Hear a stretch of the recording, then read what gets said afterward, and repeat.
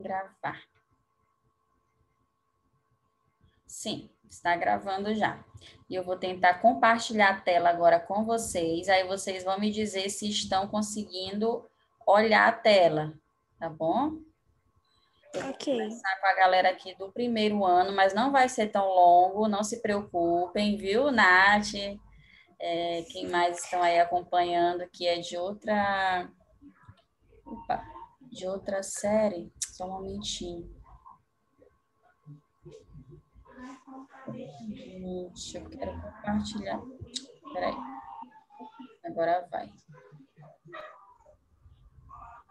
Que tá aparecendo essa outra tela aqui, né? Deixa ela. Tá dando para olhar, gente? Sim. Vocês estão olhando o que aí? É Norbert Elias, um slide, não é isso? E Pierre Isso. Bourdieu? Sim, Isso. né? Tá. Deixa eu só ver aqui. Aí eu vou ficar aqui no cantinho da tela. Ó, então vamos lá. Esse assunto é um assunto do primeiro ano, como eu falei para vocês.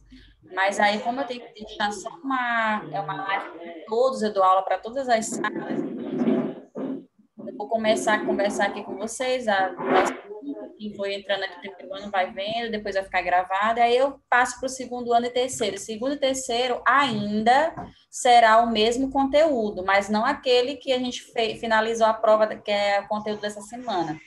É um outro conteúdo, mas dentro do conteúdo geral de teorias do Estado, tá? É uma continuidade, Ok. mas que é do segundo e do terceiro ano. A gente só vai mudar segundo e terceiro ano de conteúdo diferentes, no caso, um para o segundo e outro para o terceiro, só lá para o final do período, que não vai cair na prova, mas vai ser importante vocês assistirem as lives, para concluir a grade curricular de vocês, e vocês conseguirem fechar com chave de ouro aí esses conteúdos de sociologia. Então, vamos lá, olha só. Nós vamos trabalhar, estudar hoje sobre, galerinha do primeiro ano, Norbert Elias e Pierre Bourdieu. De maneira geral, é a teoria contemporânea da sociologia, né? Ou teoria sociológica contemporânea, como queiram chamar. E aí nós trabalhamos, até trouxe aqui uma pequena revisão bem rápida, nós trabalhamos desde o início do ano, né, até o segundo período, mais ou menos, a teoria clássica da sociologia, que foram 3 autores principais, considerados clássicos da sociologia. Nós temos o Karl Marx, o Emile Durkheim e o Max Weber, certo? E aí, o Karl Marx, qual é a teoria geral desse autor clássico?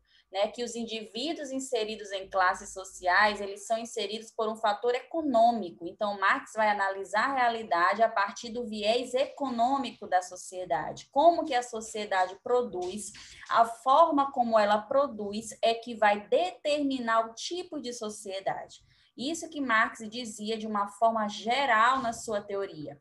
E aí nós trabalhamos também o Emile Durkheim, que é um autor clássico da teoria clássica da sociologia, e ele vai dizer o seguinte, de uma maneira geral, que o fundamental é a sociedade e a integração dos indivíduos na sociedade. Para Durkheim, existe uma necessidade de integração dos indivíduos na sociedade. Como? Eu já expliquei para vocês isso através do processo de socialização, que foi até conteúdo da prova, né?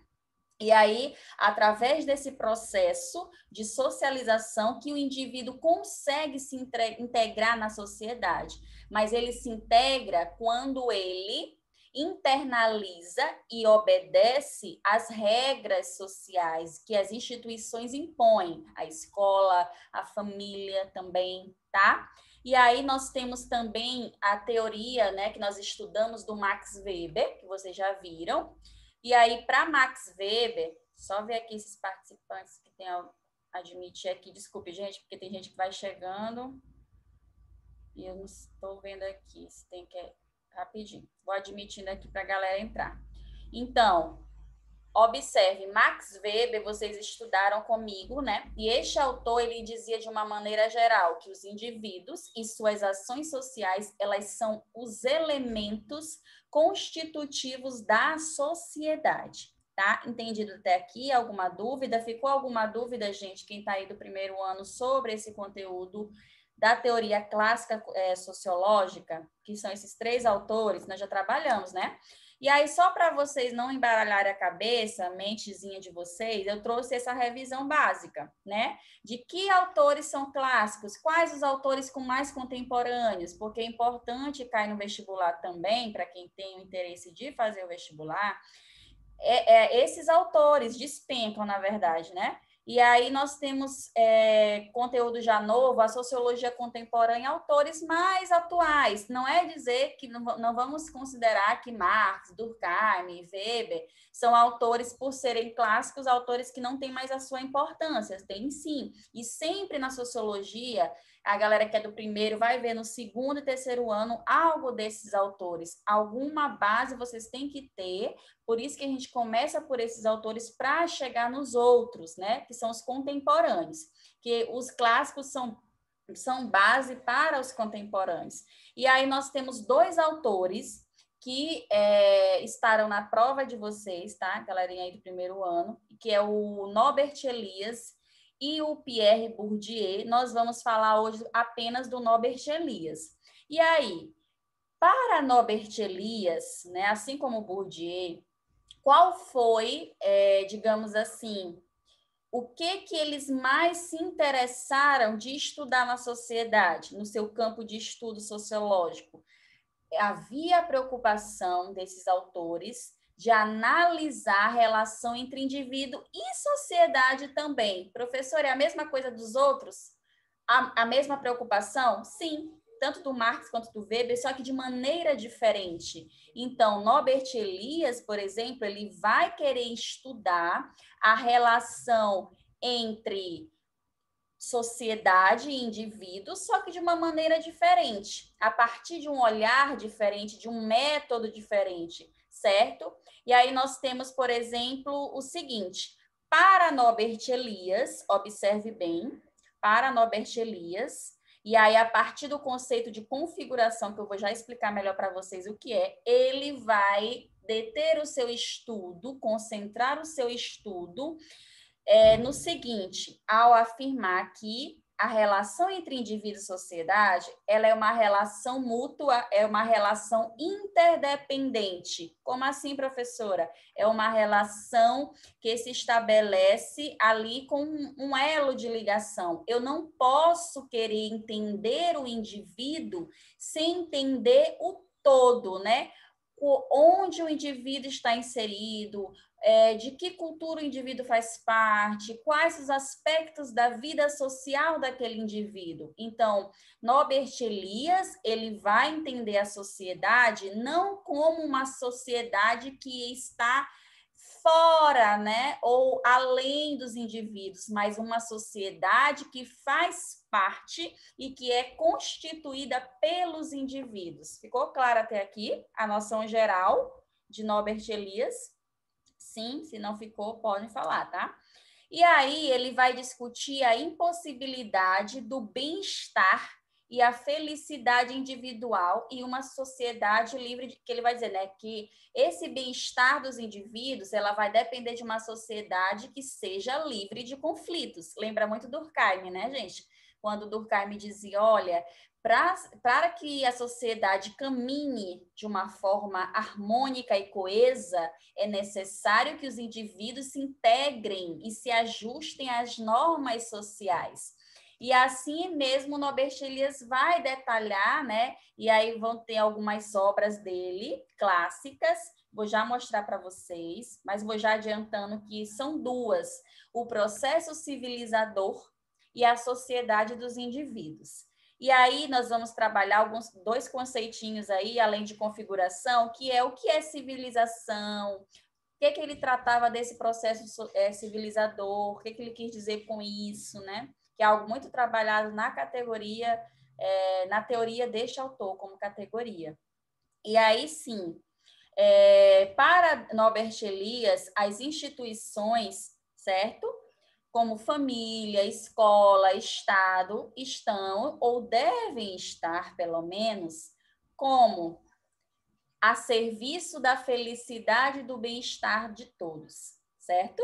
Ou seja, deve existir na sociedade uma unidade social acima do indivíduo, né? Já dizia Durkheim, o indivíduo ele faz parte de uma sociedade, ele está e deve ser integrado em uma sociedade, só que essa sociedade, como também afirma Norbert Elias, ela está, de certo modo, acima dos indivíduos, no sentido que ela impõe determinadas regras, ela impõe determinados limites, ok?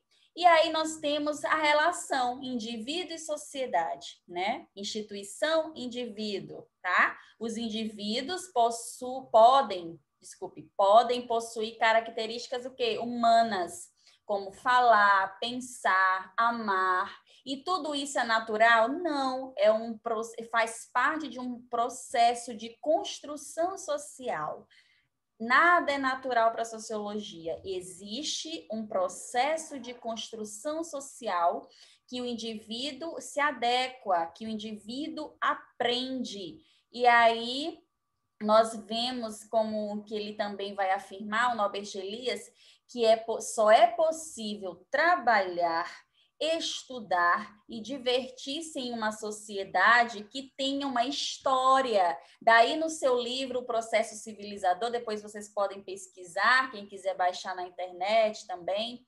E aí nesse livro, a sua primeira obra, ele vai dizer, olha, só para quem não sabe, Norbert Elias é alemão, tá, gente? Não falei da biografia dele, mas aí uma curiosidade, que eu lembrei aqui e acabei não falando para vocês. E aí, Norbert Elias, ele vai estudar a sociedade ocidental, né? Dos países, inclusive, mais ricos do mundo. E aí ele vai pegar um conceito de civilização, por isso o livro, O Processo Civilizador, né? Que é a primeira obra dele.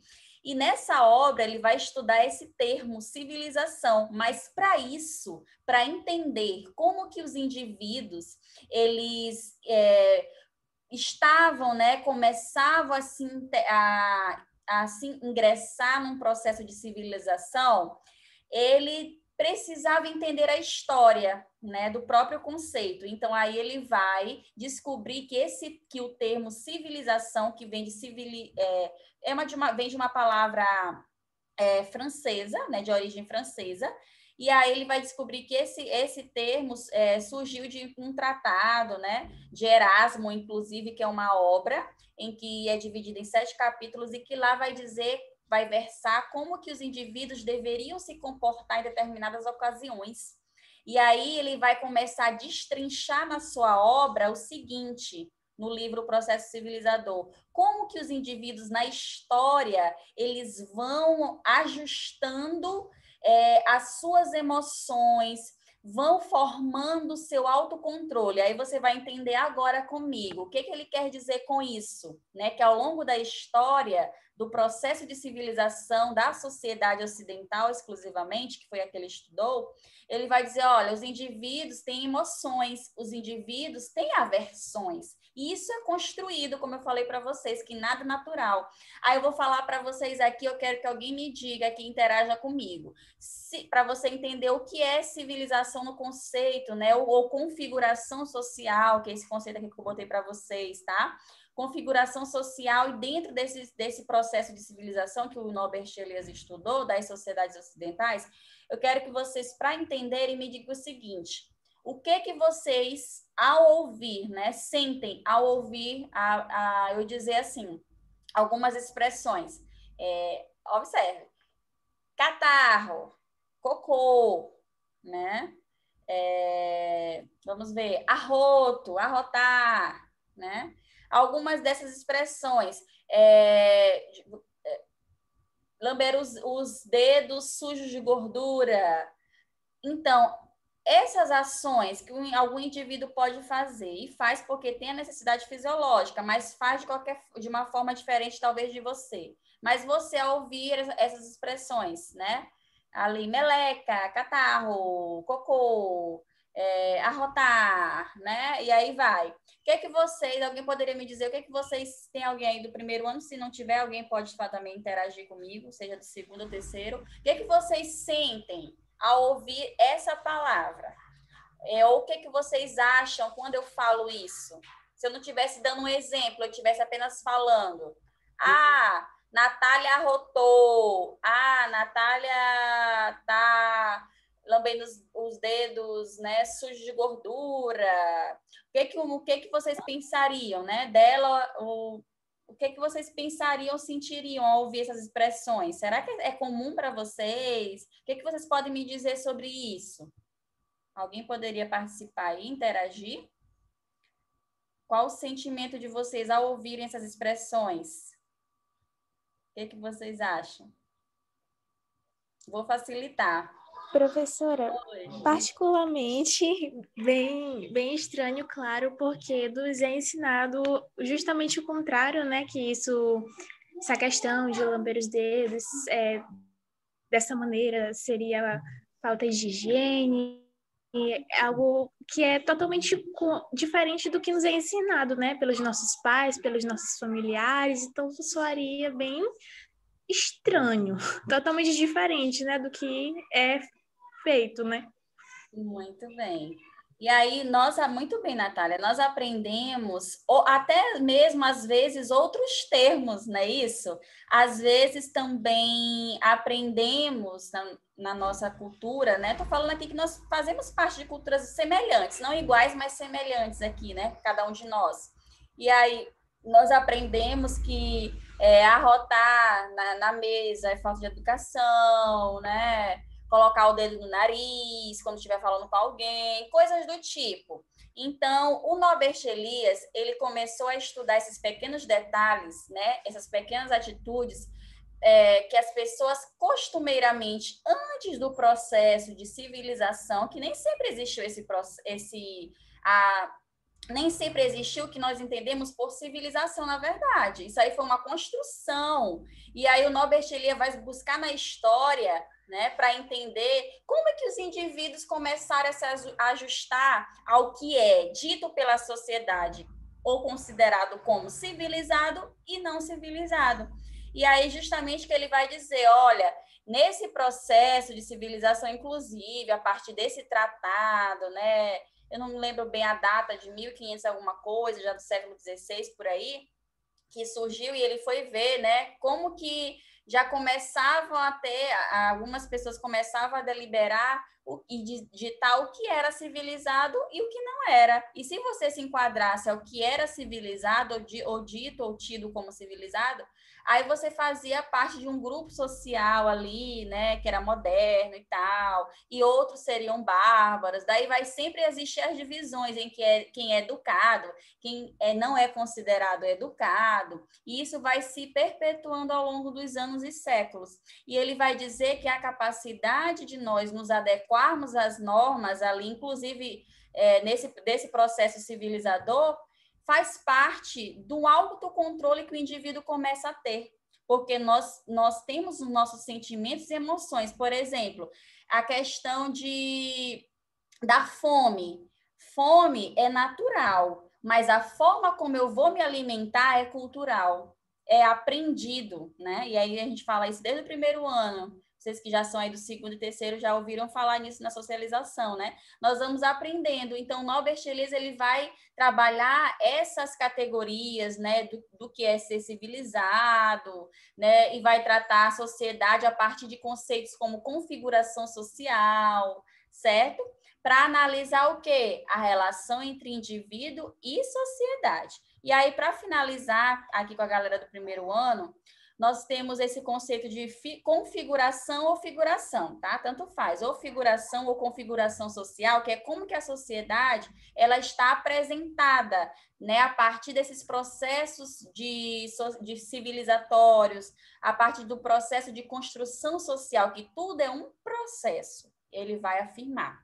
E aí, por exemplo, eu falei da relação entre indivíduo e sociedade. Também é outra coisa que ele utiliza, que o indivíduo ele não é isolado, ele nem pode trabalhar isolado, ele não pode fazer nenhuma atividade isolada porque ele pertence a uma sociedade, às instituições. E aí, assim é nas relações sociais, né? Até entre amigos também. E, por exemplo, pensar a relação de forma dinâmica. Vamos observar aqui. Norbert Elias analisa a relação de forma dinâmica entre quem? Entre os indivíduos. Vamos imaginar uma mesa de baralho. Numa mesa de baralho, que é um jogo, existem os participantes, mas será que eu vou ter um jogo só com participantes? Não, eu preciso ter o quê? Regras, eu preciso ter estratégias. Então, observe, o indivíduo é sempre inserido dentro de uma estrutura maior, né? Dentro de um complexo maior, com outro indivíduo. E aí vai se estabelecendo as relações, né, por meio das instituições sociais, a qual ele faz parte. E aí nós temos um jogo de futebol, também um outro exemplo. Existe o eu, o eles e o nós, né? Existem os jogadores, mas não tem jogo de futebol só com os jogadores, né? Não existe isso. Existem outras coisas, outros elementos. E aí existem as regras, existe o juiz, existe as bandeirinhas, existe a torcida, para que o jogo esteja completo e aconteça. E aí, a partir desse todo, né, de que o indivíduo vai fazer parte, seja num jogo, seja num trabalho, seja numa aula, numa escola, aí, a partir de tudo isso, existe o que nós chamamos de ideia de fluxo contínuo, que permite o entendimento dentro deste contexto e configuração. O que é essa configuração social? É como a sociedade ela vai se apresentar, não é isso? A partir do processo de construção social que o indivíduo faz parte. Aí envolve a questão cultural, né? Não só a questão pessoal do indivíduo, tá, gente? E aí, botei aqui mais uma vez conceito de configuração, relação entre, que eu posso dar o exemplo, relação entre jogadores, né? Jogadores e a torcida, jogadores e o técnico, tá?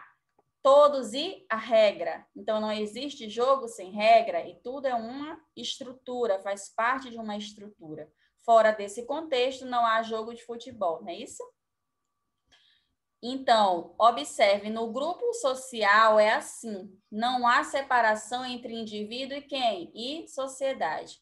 Tudo deve ser entendido de acordo com o contexto, com a história. Lembra? Norbert Elias foi estudar o processo civilizador da sociedade ocidental, mas primeiro ele procurou entender de onde vinha esse conceito de civilização, de onde partiu e como que os indivíduos eles conseguiam se ajustar dentro desse processo de civilização. Já nasceram? Todo mundo nasce civilizado? Não. Com a ideia do que é civilizado? Não. A gente internaliza e reproduz, tá? Então, se eu não analisar o contexto na sociedade que o indivíduo faz parte, perde-se a dinâmica ou fluxo da realidade, o poder de entendimento desta mesma sociedade. Então, essa é a ideia geral de Norbert Elias, aqui para vocês. Olha só, finalizando aqui, outra obra interessantíssima, importante para vocês, A Sociedade dos Indivíduos. Olha só, A Sociedade dos Indivíduos, né? É como se não, né? Existe uma interdependência. Eu não posso pensar a sociedade longe, fora, ou como algo que não pertence ao indivíduo, porque existe uma relação mútua, uma interdependência, tá? Alguma dúvida? Tem alguém aí do primeiro ano? Tô olhando aqui uma galera do segundo, terceiro. Se não tiver, vamos pular já, passar aqui para o segundo ano, que nosso tempo já está avançando. Vou fechar aqui, tá, gente? Fechar aqui esse slide. Vou falar aqui agora com a galera do segundo e terceiro. Só um momentinho. Alguém quer falar alguma coisa? Se quiser, pode falar, tá? Abrir aqui o slide para a galera do segundo e terceiro ano agora. Vamos lá. Abrir aqui. Como eu falei no início, para quem não estava, ainda estamos num conteúdo, para a galera do segundo e terceiro ano, um conteúdo de política, teoria do Estado, né? Na verdade, nós já passamos um pouco da teoria do Estado, agora nós estamos mais na teoria política mesmo, teoria política moderna, certo? Que vai estar na prova de vocês, na próxima prova. E aí tem algumas turmas que não fazem a V3 Sociologia, mas tudo bem, mas mesmo assim é útil. Então, vou compartilhar aqui com vocês, só um momentinho, pegar aqui a tela, esse slide aqui. Tem até uma atividade que eu já passei para vocês sobre democracia no mapa. Não sei se alguém aqui já fez, mas eu vou fazer uma revisão, porque eu acabei tendo que voltar mesmo para falar um pouco de democracia, que na prova, inclusive, eu trabalhei só teorias do Estado, tipos de Estado e tal, né? E agora nós vamos trabalhar conceitos de democracia, alguns autores dentro desse conceito de democracia, de teoria democrática moderna, e vamos trabalhar também o conceito de direitos e cidadania, tá? E aí vai cair na prova o que der para falar até lá. Acho que daqui essa é o que eu vou falar hoje na próxima semana, tá bom, gente?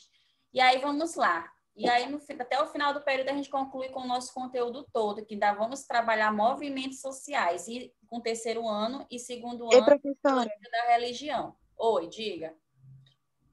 Alguém falou aí? Não sei quem foi. Pode falar? aí no caso, esse assunto aí sobre democracia é para a gente do terceiro ano?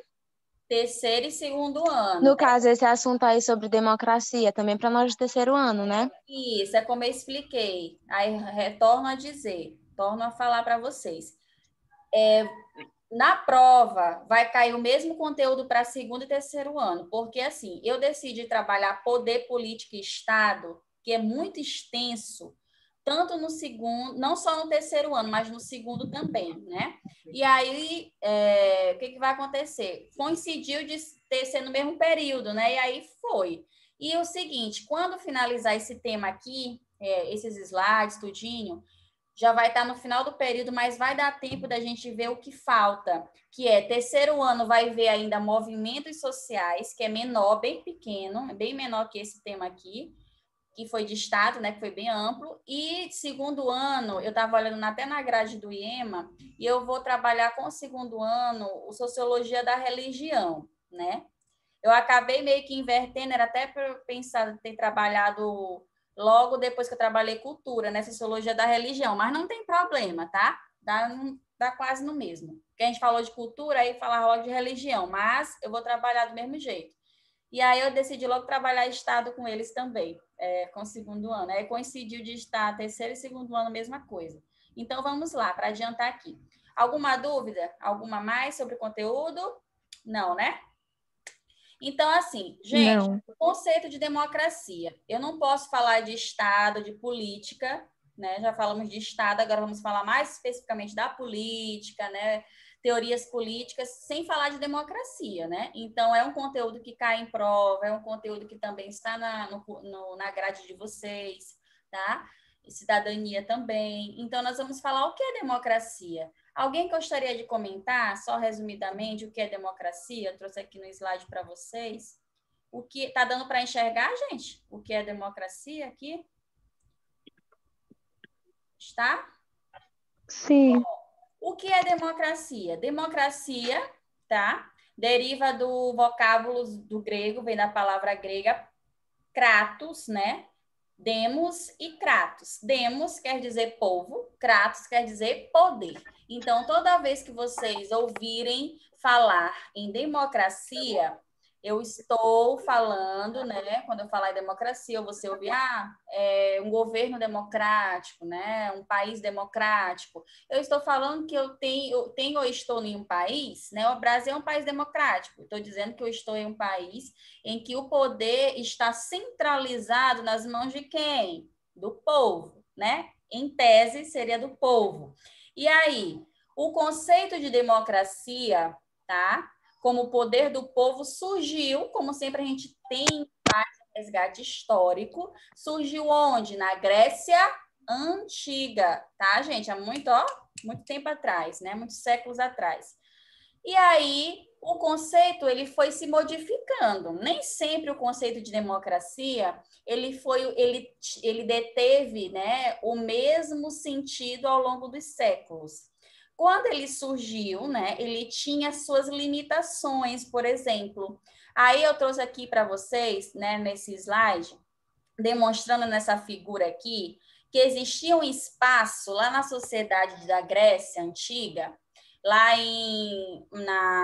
botei aqui, nós chamávamos de Ágora Ateniense, né? E lá em Atenas, cidade da Grécia, existia um espaço que chamava-se Ágora, onde as pessoas se reuniam para decidir, né, fazer as decisões políticas, né, tomar as decisões políticas. Só que tinha um detalhe: nem todos na Grécia Antiga eram considerados cidadãos, tá? Mas nós vamos trabalhar um pouco esse conceito de cidadania mais na frente, nas outras aulas. Hoje eu quero que vocês aprendam o que é uma democracia, o que é considerado democracia. Então, democracia é um poder do povo. As pessoas na Grécia Antiga só eram consideradas aquelas pessoas cidadãs, né, que tinham direito, né, na democracia de decisão política, só era considerado quem era considerado cidadão. Quem era cidadão? Vamos lá, não vamos trabalhar o conceito em si, mas quem era cidadão lá naquela época? As mulheres não eram consideradas, né? Elas estavam fora da política. Os escravos fora da política também, de decisões políticas. Quem mais? Os estrangeiros, os negros. Então, tinha ali um privilégio, poucas pessoas. Então, poucas pessoas eram consideradas cidadãs. E as pessoas que eram consideradas cidadãs, ou cidadãos, né? Elas tinham, digamos assim, o poder de decisão política. E qual tipo de democracia existia naquela época? Olha só, vamos lá trabalhar os conceitos de democracia, os tipos, melhor dizendo, né? Nós temos 3 tipos de democracia. Na Grécia Antiga, nós tínhamos uma democracia chamada democracia direta, né? E aí, trouxe aqui num quadro para vocês, acredito que está dando para olhar. Nesse modelo de democracia direta, todos os cidadãos, todos, né, que são cidadãos, considerados cidadãos, devem fazer o quê? Olha só, intervir nas questões públicas, nas decisões públicas, tá? E aí também uma outra característica, o conceito de cidadão na democracia direta está associado à participação. Por exemplo, quem participava das decisões públicas era considerado, na democracia direta, cidadão, né? Quem, é o que eu falei para vocês no início, quem não participava não era considerado cidadão, olha só. Pois cada cidadão, o que o cidadão fazia na democracia direta, lá naquela época da Grécia Antiga? Ele interferia diretamente nos interesses do Estado, tá? Hoje não é mais assim, né? No Brasil, por exemplo, nós não temos um tipo de democracia direta, né? Vamos já chegar lá. E aí, na prática, uma outra característica da democracia direta, o exercício da democracia, ele consistia na discussão sem intermediários das principais questões de interesse comum. Não tinha um presidente ali, não tinha um deputado, não tinha ali um representante que iria atender aos nossos pedidos, anseios de cidadãos. Não, se nós estivéssemos naquele período, vivendo numa democracia direta, nós teríamos o direito de opinar ali, mas de uma forma mais direta, não ali através de um representante para fazer cumprir as nossas decisões. Não, o Estado existia, o Estado ali da Grécia existia, mas existia ali a democracia direta que permitia que os cidadãos escolhessem as decisões que o Estado deveria tomar. Os cidadãos tinham esse poder, tá? E aí nós temos um outro tipo de democracia, que é a nossa, né, vamos a nível de Brasil, democracia representativa. Nesse tipo de democracia, o modelo se caracteriza pela representação política. Exemplo, nós votamos aqui no Brasil, nós temos o livre-arbítrio de votar, né, o direito e o dever de votar. Porém, nós não temos um direito, assim, digamos, tão significativo ou tão aberto como era na Grécia Antiga. Porque aqui existe um representante, seja um governador, seja um prefeito, seja um presidente que nós escolhemos ali, o presidente, um governador e tal, ele é que vai fazer cumprir o quê? Os direitos do cidadão, né? Os nossos direitos, direito à saúde, direito à educação, direito à moradia. Então, nós escolhemos, mas nós não temos ali um poder de decisão muito grande como se tinha na democracia direta, tá? É o representante que vai, pelo menos deveria, né, fazer cumprir os nossos direitos, né, os direitos dos cidadãos. Então, existe uma escolha de um representante para tomar as decisões. Nós não tomamos as decisões do que o governador vai fazer na saúde, do que o prefeito vai fazer na questão urbana. Não. Ele sabe o que tem que fazer, mas ele tem as escolhas também, né? E aí, de fazer, e muitas das vezes não fazem, né? Como a gente vê por aí. No Brasil, né? Um exemplo.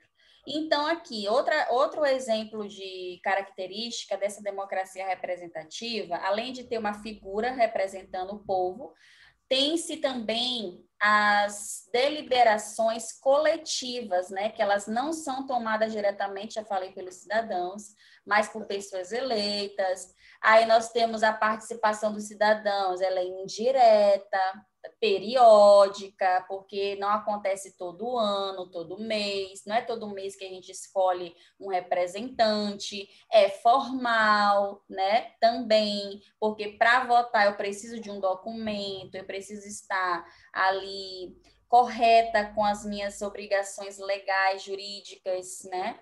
Para poder exercer o direito de cidadania de votar. E aí nós temos, por último, uma democracia participativa, tá? Eu posso dizer que no Brasil nós temos uma extensão também dessa democracia, porque a gente também pode participar. Eu não é dizer que eu vou só, eu não posso dizer, eu vou só escolher e pronto, e vou ficar acomodada como cidadã, né? Ali a democracia representativa, ela nos oferece e nos possibilita também que a gente faça parte de uma democracia participativa. E como é isso?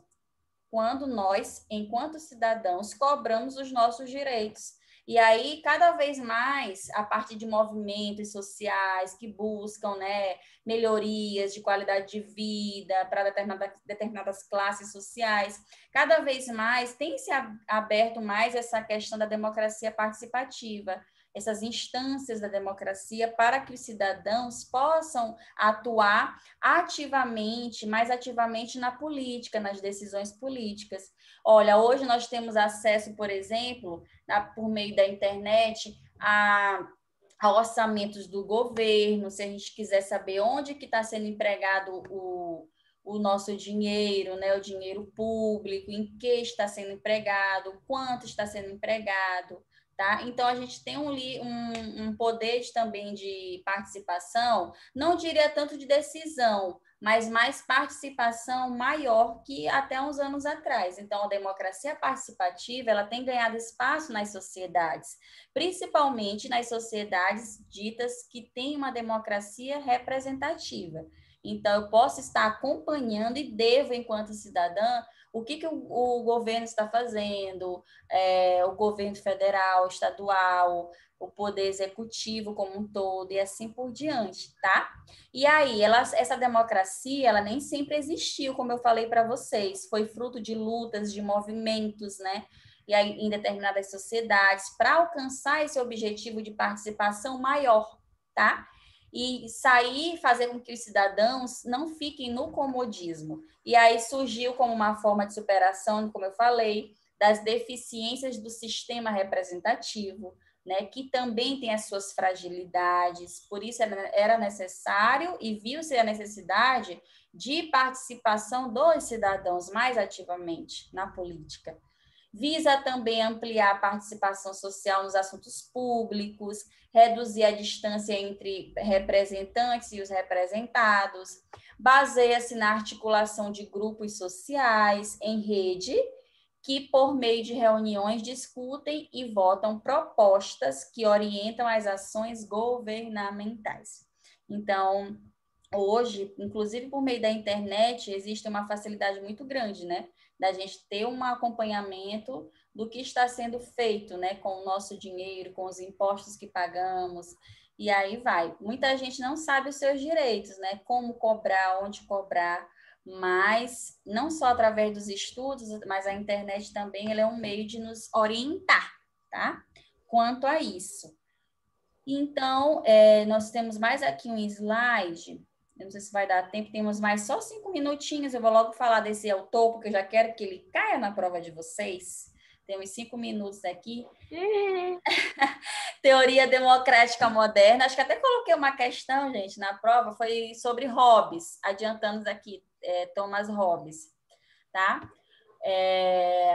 Teoria democrática moderna, nós temos autores, né, para trabalhar. E aí nós temos quando que surgiu essa teoria democrática moderna? Eu tenho um conceito de democracia, mas eu tenho um conceito que autores trabalharam também, né? Cada autor na teoria política na área da ciência política, e que a sociologia também estuda, né? Cada autor ele tem uma concepção do tipo de Estado que ele vai defender numa sociedade, né? Já passei isso aí para vocês, os tipos de Estado que nós temos. Nós não temos só um tipo de Estado, temos um Estado que é capitalista, um Estado que pode ser socialista, e aí por aí vai, um Estado ditatorial, um Estado nazista, né? E aí nós temos aqui alguns autores, e eu vou começar falando o seguinte, que na Idade Moderna, né, coloquei aqui no slide para vocês, a partir do século XVI, surgiu, né, a ideia de autonomia do indivíduo, tá? Que deu origem ao que nós chamamos de liberalismo político. Lembra que eu falei para vocês do Estado liberal? Está até gravado nas outras lives, viu? O que é o Estado liberal? É aquele Estado que surgiu na Idade Moderna e é um Estado que ele não intervém tanto na economia, né? Lembra que eu falei isso para vocês? Já coloquei até na prova, nessa prova dessa semana, viu? Ó, spoiler aí para vocês. E aí, o liberalismo, nós temos um liberalismo que é econômico, que nós trabalhamos só os autores economistas, como Adam Smith, que defende aqui o Estado, ele deve ser mínimo na intervenção econômica, tá? E aí nós temos também o liberalismo político, que nós vamos trabalhar agora, que são autores da Idade Moderna que discutiram esse tipo de Estado liberal. Uns a favor, outros contra, né? E aí vamos lá. A concepção de democracia que evolui com base nesses princípios assumiu um papel e um perfil bastante diferente daquele desenvolvido na Grécia, tá? Se antes a democracia ela estava relacionada a uma ideia de igualdade, em sua versão moderna passa a vincular-se à liberdade. Então, até o século XV, mais ou menos, nós tínhamos uma ideia de democracia em que teóricos, né, defendiam esse conceito sob uma perspectiva de igualdade, né, ali. Hoje, a partir do século, na verdade, 16 até os dias de hoje, na teoria política moderna, nós trabalhamos o seguinte, um conceito de democracia vinculado, né, ou sob a perspectiva de quê? De liberdade. Então, essa ideia de liberdade dos indivíduos, ou o individualismo, ele vem surgir na modernidade com o próprio liberalismo. E aí temos liberalismo que nós chamamos de econômico e liberalismo político. Vamos trabalhar agora o liberalismo político. Quais autores vão detalhar esse liberalismo? E aí, de acordo com os ideais liberais, como um todo, ideais liberais políticos, né? O principal dilema desse ideal liberal político fundamentava-se na limitação do poder do soberano. Quem era o soberano? Quem é o soberano no Brasil? O Estado, né? E ali eu tenho um Estado, tá? E aí, que às vezes, né? Desculpe aqui, na verdade eu coloquei aqui que a limitação do poder do soberano, nisso até a idade anterior à Idade Moderna, nós tínhamos uma figura só, que era, por exemplo, eu tinha um rei. Na França existia um rei, que era um Estado absolutista. E aí o rei que determinava todas as instâncias da política, das decisões da esfera política. Com a Idade Moderna se separa, né, a questão do Estado ali também da igreja, de outros poderes, e o Estado vai perdendo força no sentido de quem? De estar centralizado na figura de uma pessoa, tá? E aí o Estado ele vai começando a ficar mais impessoal. Antes não se tinha uma impessoalidade na esfera política do Estado, tá? O rei, quando morresse, quem assumia era o filho, né? Assim ia. O poder era hereditário. E na Idade Moderna isso vai o quê? Ser extinto. Com a Revolução Francesa, vem os ideários de quê, gente? Do liberalismo. Ideário de liberdade, igualdade e fraternidade. Estado vai começar a ser mais impessoal e menos centralizador. Alguém falou? Ouviu alguém falando? Alguém quer comentar até aqui? Essa ideia de liberalismo, o que é liberalismo político? Alguém, meninas, meninos? Não?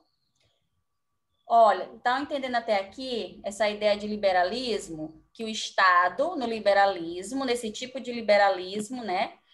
Ele vai intervir minimamente na economia. E quem vai intervir de forma mais direta? O mercado, tá?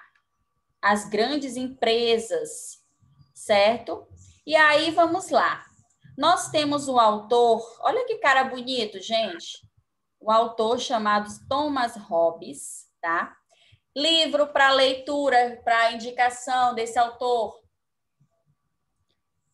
O contrato social, o contrato social é de Rousseau, né?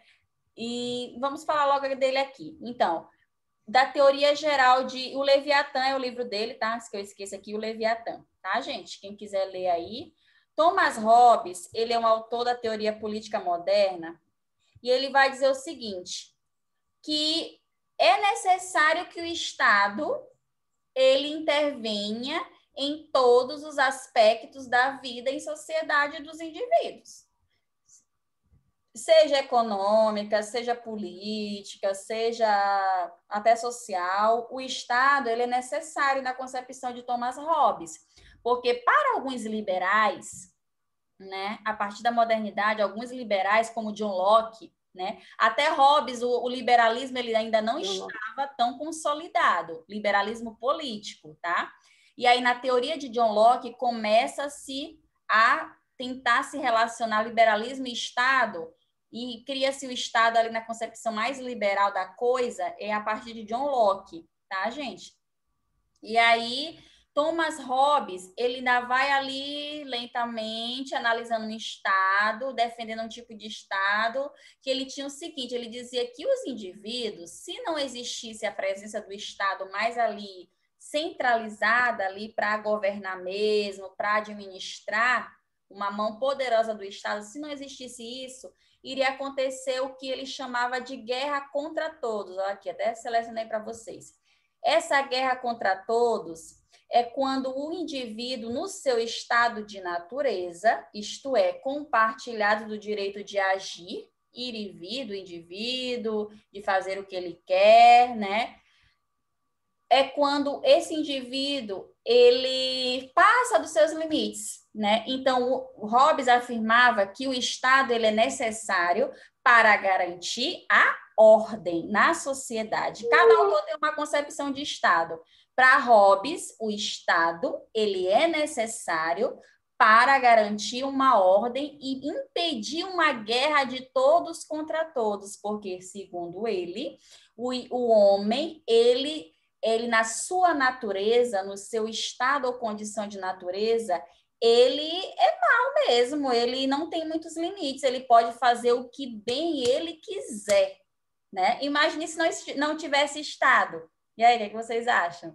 Vocês acham que o Estado ele é necessário, gente? Se posicione, isso é importante, tá? A gente também estudar as teorias, mas a gente também ter um posicionamento crítico, porque eu vou me deparar com vários autores, vocês, no caso, né? Com Hobbes, com Locke, com Rousseau. Cada um tem uma concepção do Estado, de tipo de Estado, né? E da sua intervenção, ou não. Tem gente que é anarquista, né? Tem autores que são anarquistas, que defendem que o Estado não deve existir mesmo. E aí, o que vocês acham? Vocês concordam com a ideia de Locke, não, de Hobbes, Thomas Hobbes? Do Estado ter um poder absoluto? Vocês acham? Ou esse Estado não deveria ter esse poder absoluto? de tomada de decisão sobre a ação dos indivíduos? E aí, se não tivesse regra de imposto, se não tivesse lei de trânsito, se não tivesse norma jurídica, vocês acham que nós nos governaríamos tão bem? O que que vocês acham? E aí, vamos conversar um pouquinho. Mais uns 5 minutinhos aqui até terminar a live. Já passei 5, né? Só mais 5. E aí, falo muito, hein? E aí, Liviane, João, Andressa, que estão acompanhando aqui. Deixa eu ver quem mais está aqui na live. Eu boto aqui no cantinho. Temos 8 pessoas aqui, hein? Quem mais? Tamires, Jamile. O que vocês acham? Para a gente finalizar a aula de hoje. Olha, vão pesquisando sobre Thomas Hobbes, tá? Infelizmente, nós não vamos fazer o nosso seminário, mas vai estar na sua linda prova. Vamos lá. O que é o Estado para Thomas Hobbes? E aí, qual a sua opinião sobre isso? Eu sei que você ainda não leu, talvez, nada sobre esse autor, mas sobre essa concepção que eu falei agora, né? Existe um Estado para Hobbes, e o Estado, na concepção dele, existe para um fim. Cada autor vai dizer o fim que o Estado existe, para que ele existe. Para Hobbes é para isso, é para garantir uma ordem. Aí lá na frente nós vamos ver na próxima aula que para Locke não é só ordem. Para Locke o Estado, a principal função é garantir uma propriedade privada.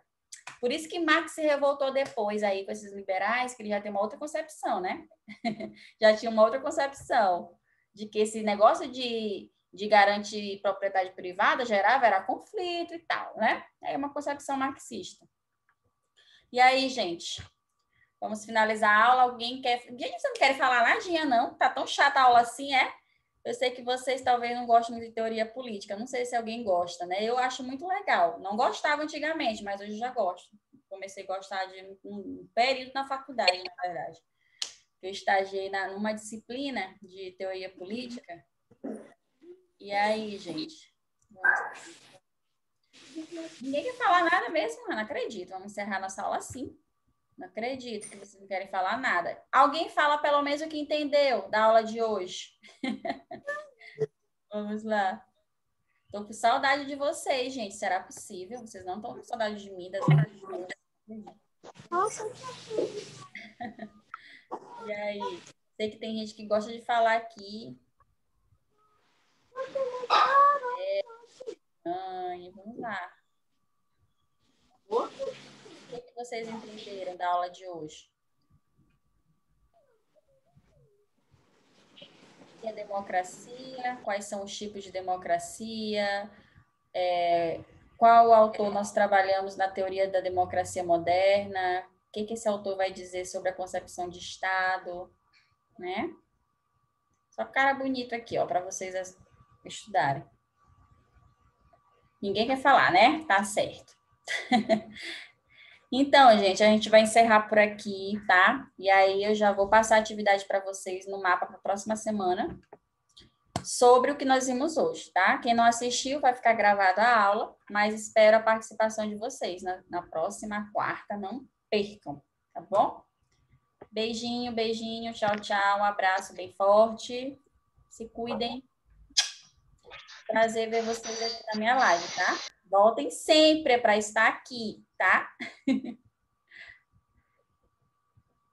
Nesse período remoto, tudo é diferente, né, gente? Estou aqui tentando... Deixa eu ver aqui. Só um momentinho que eu vou... Tchau, tchau. Vou desligar aqui, tá? Vou compartilhar no YouTube a aula com vocês. Beijo.